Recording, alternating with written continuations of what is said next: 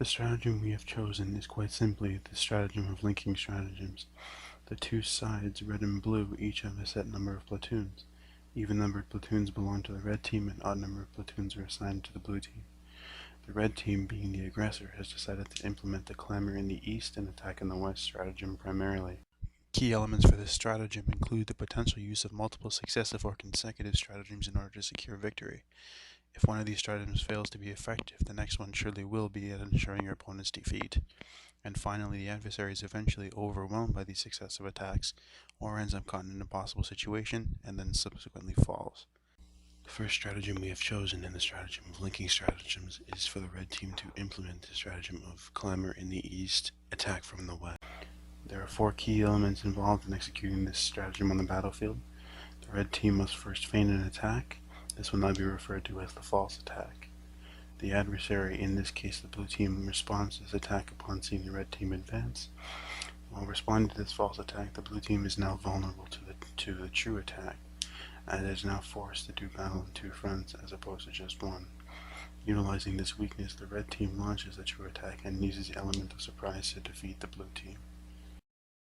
Some of the platoons on the red team will then implement the await the exhausted enemy at your ease stratagem. Key implementation steps of this stratagem involve the notice of a shift in battleground. The red team has shifted the battleground due to its false attack. The red team leads the blue team into a spot of weakness, and then the red team will then use their advantage to defeat the blue team. As mentioned before, Group 1 on the red team starts the false attack by attacking Group 4, the forefront soldiers on the blue team. The blue team attacks and wins this first battle. Another platoon at the same time on the red team, we'll call this platoon Group 3, continues this false attack and advances towards the same, now exhausted red-blue platoon. At the same time as this, the red team subsequently launches its true attack on the blue team. The forefront soldiers on the red team defeat their blue counterparts and then split into their original platoons.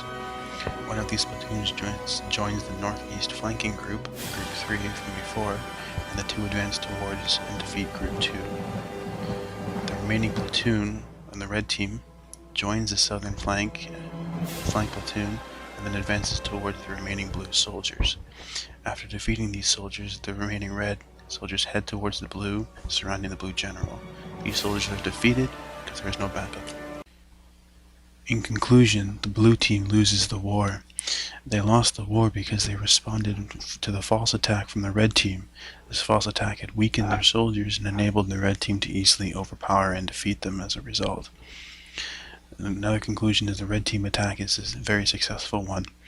The red general had successfully lured the blue team into the false attack, thus exhausting them and then enabling the red team to easily defeat them on the red team's own ground.